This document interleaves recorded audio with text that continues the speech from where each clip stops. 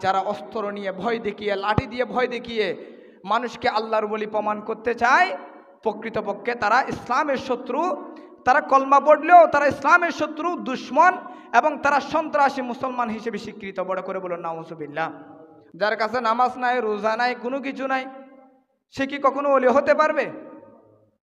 যে বউ চিনে, টাকা চিনে, সংসার চিনে, রাজনীতি চিনে, দুনিয়াবি চিনে, তাকে অবশ্যই আল্লাহ দেওয়া প্রদত্ত বিধান মানতে হবে। আল্লাহ একমাত্র ওই সমস্ত বন্দার পক্ষে কথা বলেছেন যারা ফরজ, সুন্নাত, নফল, মুস্তাহাব যাবতীয় আমলের মাধ্যমে আল্লাহ সন্তুষ্টি অর্জন করেছে। বড় করে বলুন সুবহানাল্লাহ।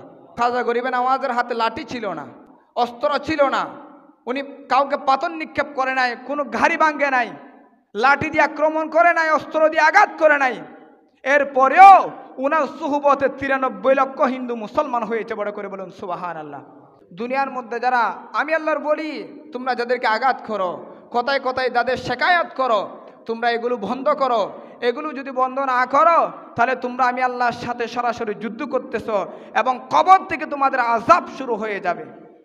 আমি আল্লাহ যখন চাই মুহূর্তের মধ্যে বান্দার সাগর পরিমাণ গুনাহ, পাহাড় পরিমাণ গুনাহ মাফ করে দিতে পারে। বড় করে বলুন সুবহানাল্লাহ। বিসমিল্লাহির রহমানির রহিম।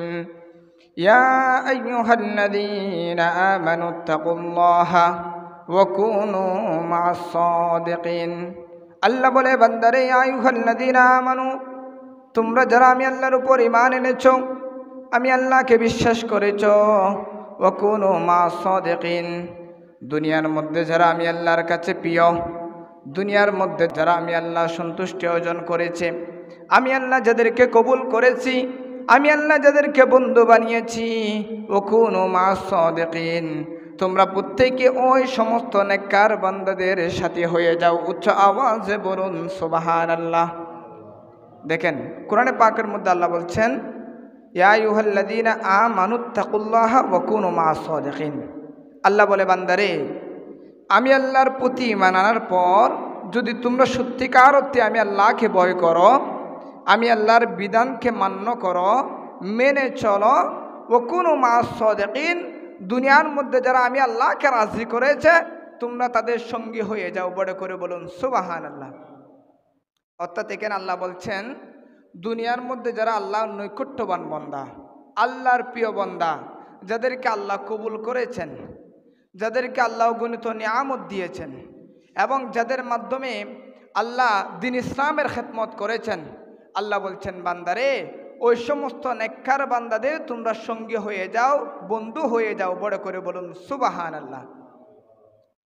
তাহলে আমরা সরাসরি কোরআনে পাকের মধ্যে পাচ্ছি, দুনিয়ার মধ্যে যারা আল্লাহর নৈকট্যবান বান্দা, যেমন 1 থেকে 6 রজব পর্যন্ত খাজা গরিবে নওয়াজের উরুসে পাক, এই খাজা গরিবে নওয়াজ উনি এমন একজন আল্লাহর নৈকট্যবান বান্দা, উনি এমন একজন আল্লাহর প্রিয় বান্দা যিনার সোহবতে 93 লক্ষ হিন্দু মুসলমান হয়েছে। বড় করে বলুন সুবহানাল্লাহ। দেখেন, যিনার সোহবতে গিয়ে খাজা গরিবে নওয়াজের কাছে লাঠিও ছিল না, তরবারিও ছিল না, অস্ত্রও ছিল না, উনি একমাত্র আল্লাহর নিয়ামতের মাধ্যমে, আল্লাহর রহমতের মাধ্যমে মানুষকে ইসলামের দাওয়াত দিয়েছেন।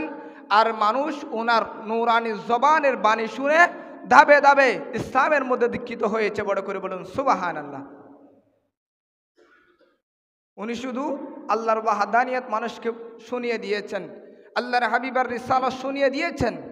আর এতেই খাজা গরিবে নওয়াজের সুহবতে এসে 93 লক্ষ হিন্দু মুসলমান হয়েছে, ঈমান এনেছেন। বড় করে বলুন সুবহানাল্লাহ। তাহলে এগুলো হচ্ছে ইসলামের জন্য বিশাল একটা খেদমত। এগুলোকে আপনি অস্বীকার করতে পারবেন? এগুলোকে আপনি অ্যাভয়েড করে আপনি আল্লাহকে যদি পেতে চান, আল্লাহ বলে, বান্দারে, ওয়া কুনু মা'আস সাদিকিন, দুনিয়ার মধ্যে যারা আমি আল্লাহকে মেনেছে, আমি আল্লাহকে বিশ্বাস করেছে, যাদেরকে আমি আল্লাহ কবুল করেছি, তোমরা ওই সমস্ত বান্দাদের সঙ্গে হয়ে যাও, সাথী হয়ে যাও। তাহলে তোমরা ওই তাদের বা কদম চলে চলে আমি আল্লাহর নৈকট্যবান বান্দা হয়ে যাবা। বড় করে বলুন সুবহানাল্লাহ। বাবা যে পথে চলে সেই পথে যদি সন্তান থাকতে পারে, তাহলে বাবার যেমনিভাবে সমাজের মধ্যে একটা সম্মান আছে, ওই সন্তান বাবার বা কদম চলার ফলে মানুষ সন্তানকেও সম্মান করবে, ঠিক কিনা? ঠিক কিনা? আপনি যদি আপনার বাবার যে একটা সমাজের মধ্যে একটা ঐতিহ্য, একটা সুনাম, আপনার ঐতিহ্যবাহী ফ্যামিলি, এই ফ্যামিলির ব্যাকগ্রাউন্ড বা ঐতিহ্য যদি আপনি ধরে রাখতে পারেন, মানুষ আপনার বাবাকে যেভাবে সম্মান করেছে আপনাকেও ঠিক সেম সম্মান করবে, ঠিক কিনা? ঠিক তেমনিভাবে আল্লাহ বলে বান্দারে ওকুনু মা'আস সাদিকিন, দুনিয়ার মধ্যে যারা আমি আল্লাহর কাছে সত্যবাদী, যাদেরকে আমি আল্লাহ পছন্দ করেছি, যাদেরকে আমি আল্লাহ নেককার বান্দা বানিয়েছি, যারা আমি আল্লাহর কাছে মকবুল হয়েছে, তোমরা তাদের সঙ্গে হয়ে যাও, তাদের বন্ধু হয়ে যাও, তোমরা তাদের সাথে ও আমি আল্লাহর ইবাদতের মধ্যে মশগুল হয়ে যাও। বড় করে বলুন সুবহানাল্লাহ।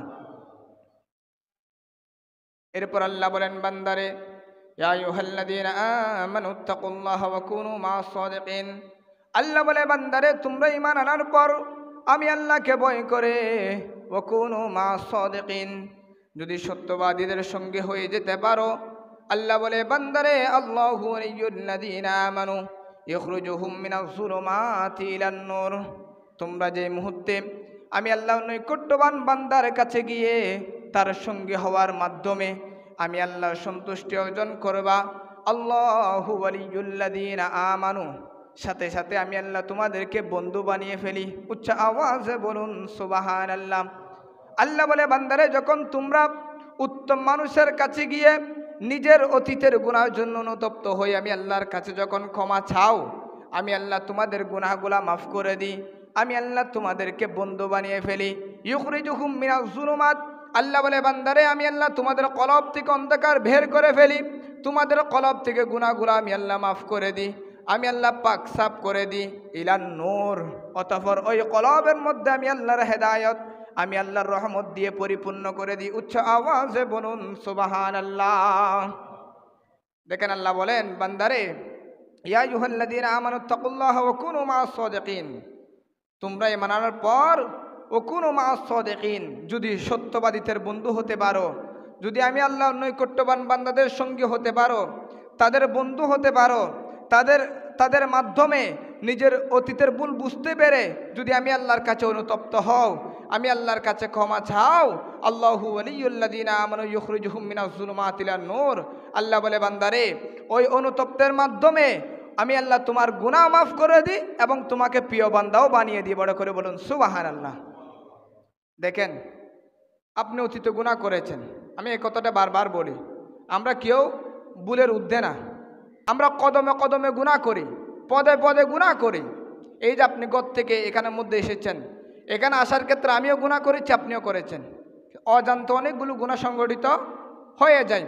কিন্তু আল্লাহ বলে বান্দারে যখন তোমরা অনুতপ্ত হয়ে আমি আল্লাহর কাছে ক্ষমা চাও, আমি আল্লাহর সাথে সাথে তোমাদের অতীতের গুনাহ মাফ করে দিই। বড় করে বলুন সুবহানাল্লাহ। কোরআনে পাকের মধ্যে আল্লাহ বলছেন লা তাকানাতু মির রাহমাতিল্লাহ ইন্নাল্লাহা ইয়াগফিরুয যুনুবা জামিআ, আল্লাহ বলে বান্দারে যদি পাহাড় পরিমাণ গুনাহ করে ফেলো, সাগর পরিমাণ গুনাহ করে ফেলো, তারপরেও তোমরা আমি আল্লাহর রহমত থেকে নৈরাশ হইও না। বান্দা পাহাড় পরিমাণ গুনাহ করেছো ঠিক আছে, সাগর পরিমাণ গুনাহ করেছো ঠিক আছে, কিন্তু আমি আল্লাহর রহমত তো সাগর থেকেও বিশাল, পাহাড় থেকেও বিশাল। আমি আল্লাহর রহমতের কোনো সীমানা নাই। আমি আল্লাহ যখন চাই মুহূর্তের মধ্যে বান্দার সাগর পরিমাণ গুনাহ, পাহাড় পরিমাণ গুনাহ মাফ করে দিতে পারে। বড় করে বলুন সুবহানাল্লাহ। সেজন্য আল্লাহ বলে বান্দারে যদি সাগর পরিমাণ গুনাহ করে ফেলো, পাহাড় পরিমাণ গুনাহ করে ফেলো, তারপরেও আমি আল্লাহর কাছে অনুতপ্ত হয়ে ক্ষমা চাও, দেখবে আমি আল্লাহ তোমাকে মুহূর্তের মধ্যে মাফ করে দেব। বড় করে বলুন সুবহানাল্লাহ। সেজন্য কোরআনে পাকের মধ্যে আল্লাহ চমৎকারভাবে বলেছেন, আল্লাহ বলছেন আল্লাহু ওয়ালিয়্যুল্লাযীনা আমানু ইখরিজুহুম মিনাজ যুলুমাতি ইলান নূর। বান্দা 20 বছর 30 বছর গুনাহ করেছো, কিন্তু যে মুহূর্তে অনুতপ্ত হয়ে আমি আল্লাহর কাছে ক্ষমা চেয়েছো, আমি আল্লাহর সাথে সাথে ইখরিজুহুম মিনাজ যুলুমাত, তোমার কলব থেকে গুনাহগুলা বের করে ইলান নূর, ওই কলবের মধ্যে আমি আল্লাহ নূরানি হেদায়েত দান করি। বড় করে বলুন সুবহানাল্লাহ। শুধু আল্লাহ কলব থেকে গুনাহগুলা বের করে বা কলব থেকে গুনাহগুলা মাফ করে কলবের মরিচিকা দূর করে কলবকে আলোকিত করেন না, বরং আল্লাহ বলে আমি ওই সমস্ত বান্দাদেরকে বন্ধুও বানিয়ে ফেলি। বড় করে বলুন সুবহানাল্লাহ। সুতরাং এটা বারবার করে এই জন্য বলি, আপনারা আমরা সদা সর্বদা গুনার মধ্যে ব্যস্ত থাকি, সদা সর্বদা গুনার মধ্যে ব্যস্ত থাকি। সেজন্য আল্লাহর হাবিব দৈনন্দিন 100 বার তওবা করতেন। কয়বার? হাদিসে পাকের মধ্যে আছে আল্লাহর হাবিব দৈনিক 100 বার তওবা পাঠ করতেন। বড় করে বলুন সুবহানাল্লাহ। কয়বার? 100 বার। আচ্ছা, আল্লাহর হাবিবের কাছে কি কোনো গুনাহ ছিল? আল্লাহর হাবিবের কাছে কি কোনো গুনাহ ছিল? গুনাহ ছিলেন না। আল্লাহর হাবিব মাসুম, নিষ্পাপ। বড় করে বলুন সুবহানাল্লাহ। কারণ ওনাদেরকে তো আল্লাহ মানব কল্যাণের জন্য প্রেরণ করেছেন। আল্লাহর হাবিবের কাছে কোনো গুনাহ ছিল না। আল্লাহর হাবিব নিষ্পাপ, আল্লাহর হাবিব মাসুম, কিন্তু এরপরেও দৈনিক 100 বার আল্লাহর দরবারে তওবা পাঠ করতেন। বড় করে বলুন সুবহানাল্লাহ। আল্লাহর হাবিব এটা শিক্ষা দিয়েছেন, উম্মত আমি নবীর কাছে কোনো গুনাহ নেই, গুনাহ না থাকা সত্ত্বেও আমি আল্লাহর দরবারে 100 বার তওবা পাঠ করি। তার মানে যেহেতু তোমরা গুনাহ করো, সুতরাং তোমাদের উচিত হচ্ছে মুহূর্তে মুহূর্তে আল্লাহর দরবারে তওবা পাঠ করা। বড় করে বলুন সুবহানাল্লাহ। এটা আল্লাহর হাবিব আমাদেরকে শিক্ষা দিচ্ছেন যে আপনি যখনই সুযোগ পাবেন, সময় পাবেন, আপনি তওবা পাঠ করে ফেলবেন। আল্লাহ, আমি আপনার দরবারে তওবা করতেছি, আমি অমুক কাজটা ভুল করে ফেলেছি, আমি গুনাহ করে ফেলেছি। ও আল্লাহ, আপনি আপনার রহমান নামের উসিলায় আমাকে মাফ করে দেন। আল্লাহ বলে, বান্দারে, এভাবে করে যখন পাহাড় পরিমাণ গুনাহ নিয়ে, সাগরের পরিমাণ গুনাহ নিয়ে যখন আমি আল্লাহর কাছে হাত তুলে ক্ষমা চাও, আমি আল্লাহ মুহূর্তের মধ্যে তোমার গুনাহকে মাফ করে দিই। বড় করে বলুন সুবহানাল্লাহ। সুতরাং এই হাদিস থেকে এটা শুধু এতটুকু শিক্ষা রাখেন যে দৈনিক 100 বার যতটুকু পারেন আল্লাহর দরবারে তওবা পাঠ করবেন। এটা মা বোনদেরকে বলে দিবেন যে দৈনিক যাতে তারা তওবা পাঠ করে। এই তওবার মাধ্যমে, ইস্তেগফারের মাধ্যমে আপনার গুনাহ মাফ হয়ে আপনি আল্লাহর দরবারে নৈকট্যবান বান্দা হয়ে যাবেন। বড় করে বলুন সুবহানাল্লাহ। আর যদি ইবলিসের মতো অন্তর অহংকার রেখে আমি আল্লাহর দরবারে কেন ক্ষমা চাইব? কিছুদিন আগে সোশ্যাল মিডিয়ার মধ্যে আমি ফেসবুকে একটা ভিডিও পেলাম যে একজন ব্যক্তি, ওনাকে মাহফিলের মধ্যে অতিথি হিসেবে দাওয়াত দেওয়া হয়েছে। উনি ওখানের মধ্যে বক্তব্য রাখতেছে যে আমি তো আল্লাহর দরবারে কখনো ক্ষমা চাইব না, কারণ আমি কোনো গুনাহ করি নাই। বড় করে বলুন নাউজুবিল্লাহ। আমি কোনো গুনাহ করি নাই।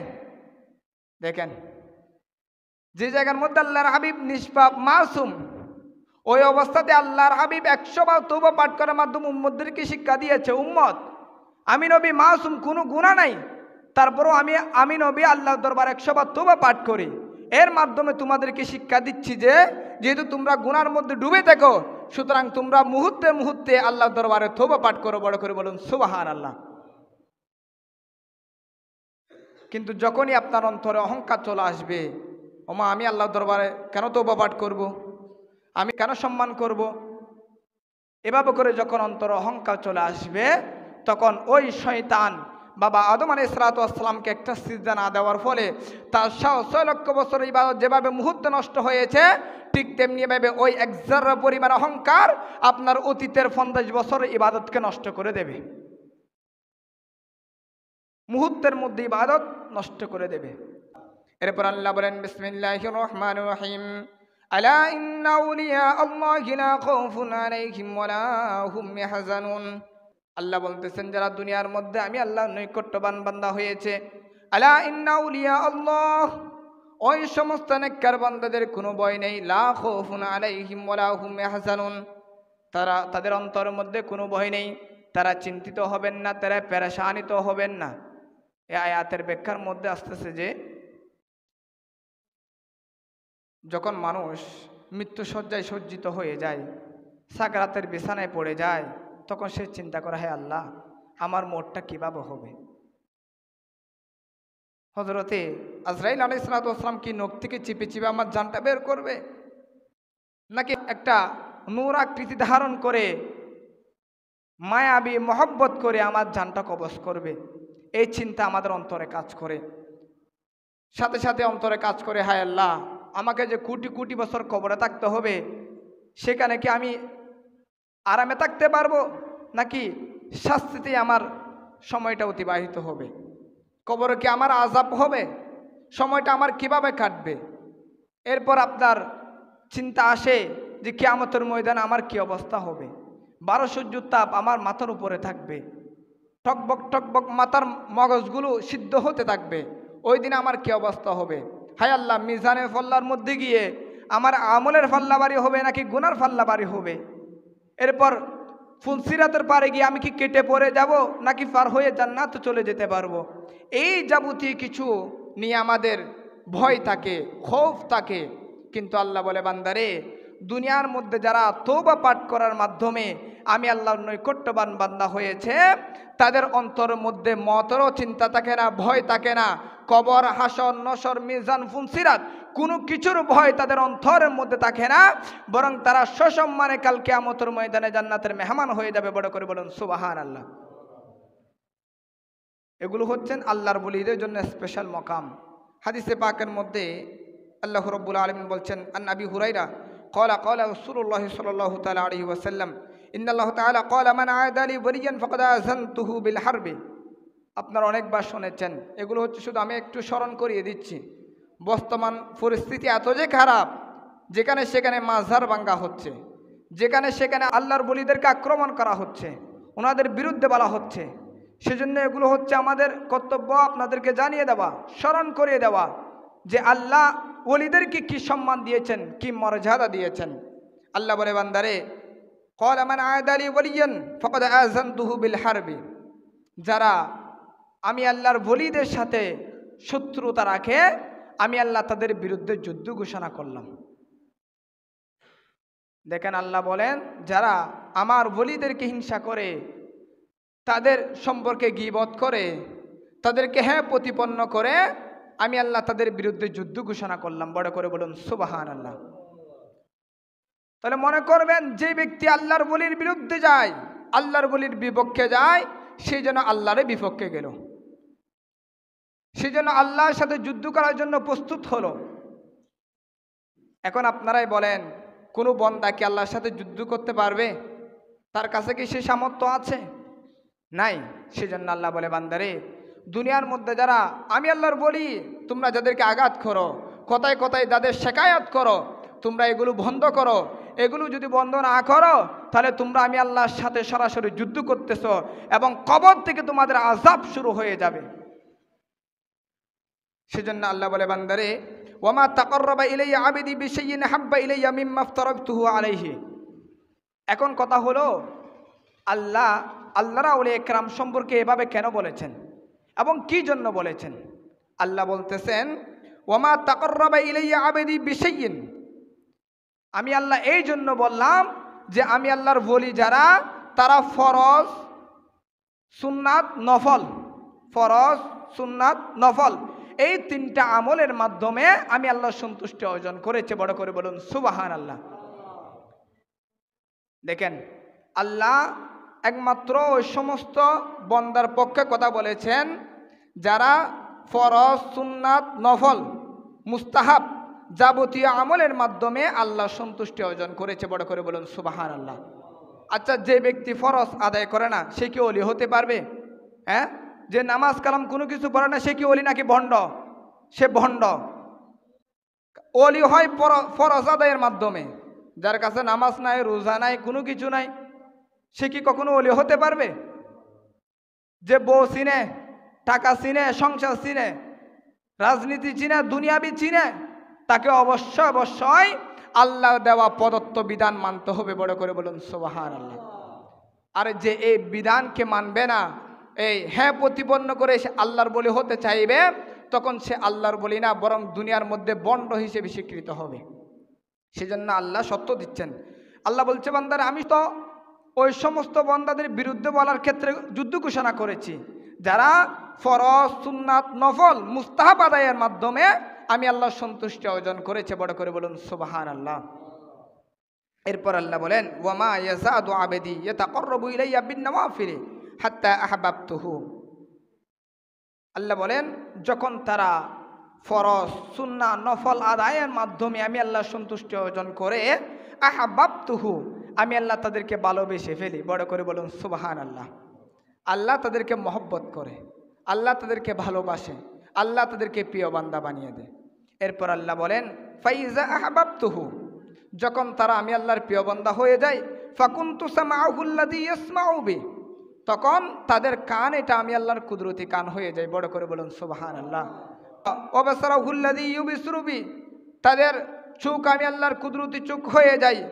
ওয়া ইয়াদাহুল্লাতী ইয়াবতিশু বিহা, তাদের হাত আমি আল্লাহর কুদরতি হাত হয়ে যাই। তাদের ফা আমি আল্লাহর কুদরতি ফা হয়ে যাই। বড় করে বলুন সুবহানাল্লাহ। এরপর আল্লাহ বলেন ওয়া ইন সাআলানি লাউতিয়ান্নাহু, এই সমস্ত আল্লাহর ওলিগণ যখন আমি আল্লাহর কাছে কোনো কিছু চাই, কোনো একজন আল্লাহর ওলি যদি বলে আল্লাহ আপনার অমুক বান্দা তার একটা ছেলের জন্য প্রার্থনা করেছে, আল্লাহ আপনি অমুককে ছেলে অমুককে একটা সন্তান দেন, আল্লাহ তাকে একটা পুত্র সন্তান দান করুন, আল্লাহ আপনার অমুক বান্দা এসেছে যে তার ক্যান্সার ব্যারাম, আল্লাহ আপনি তার ক্যান্সারকে একটু ভালো করে দেন। তখন আল্লাহ বলে ওয়া ইন সাআলানি লাউতিয়ান্নাহু, ওই সমস্ত নেককার বান্দাগণ যখন আমি আল্লাহর কাছে কোনো কিছু চাই, লাউতিয়ান্নাহু, আমি আল্লাহ ওই সমস্ত নেককার বান্দাদেরকে সাথে সাথে দান করি। বড় করে বলুন সুবহানাল্লাহ। আল্লাহর ওলিরা যখন কোনো কিছু চাই আল্লাহ সাথে সাথে দান করেন। সেজন্য আল্লাহ ওলিদের জবান দিয়ে যেটা বের হয় সেটাই আল্লাহ কবুল করে ফেলে। সেজন্য গৌসে পাক বলেছেন আল্লাহ অমুকে ছিল অমুকে আপনি পুত্র সন্তান দান করুন, তার স্ত্রীর গর্ভে পুত্র সন্তান হয়েছে। বড় করে বলুন সুবহানাল্লাহ। এগুলো হাজার হাজার কেরামত, এগুলো হাদিসে কুদসি থেকে, আমার মন গড়া কোনো কথা আমি বলছি না, হাদিসে পাক থেকে বলছি। এগুলো যদি আপনি অস্বীকার করেন আপনার ঈমান চলে যাবে, ঈমানের খাতারা আছে।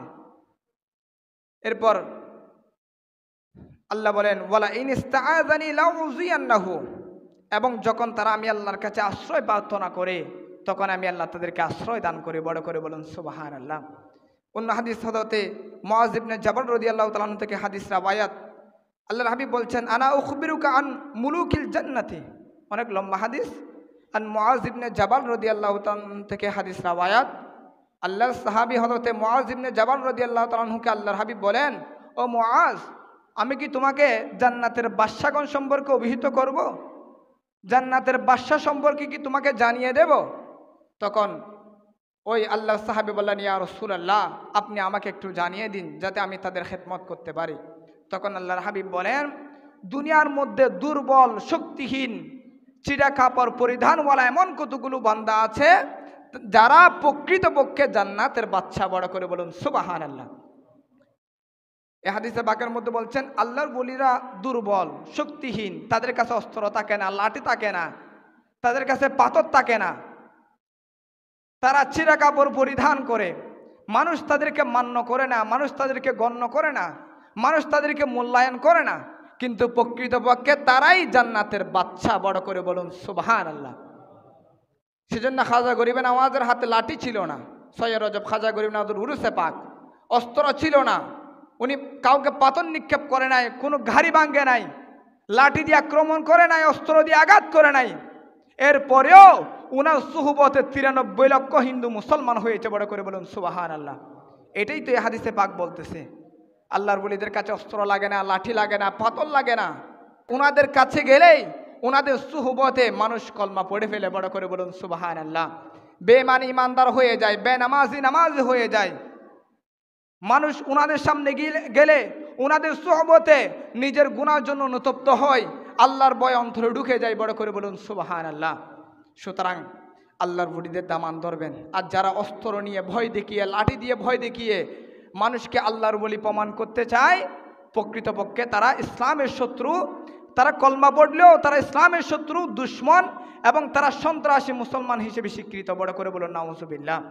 আল্লাহ পাক জাল্লা শানহু এই তাদের খপ্পত থেকে সত্যিকার অর্থে আল্লাহর বলি যারা, সত্যিকার অর্থে নায়েবে রাসূল যারা, আল্লাহ যাদেরকে পছন্দ করেছেন এমন বান্দাদের সঙ্গে হওয়ার, এমন বান্দাদের সুহবতে গিয়ে নিজের অতীতের গুনার জন্য অনুতপ্ত হয়ে আল্লাহর ভয় অন্তরের মধ্যে সৃষ্টি করা সে তৌফিক দান করুন। সকলে বলুন আমিন।